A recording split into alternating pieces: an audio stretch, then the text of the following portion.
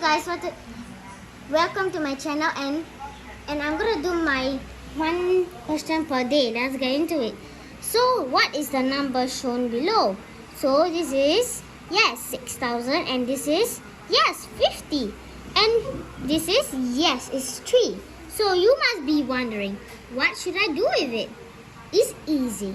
Write thousands here, a line when you're confused, hundreds, a line again, tens, and units.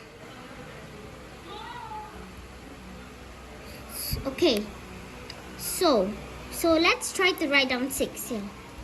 So 6 is here. Hey, so there's no hundreds, so we will write 0. And then now there's 50, right? Continue. 5 is here, and 3. So do we see anything with 6,053? Yes, so the answer is 2. It's easy. Thank you for watching my channel. Please subscribe and hit the notification bell and subscribe, please. Thank you for watching. Bye-bye.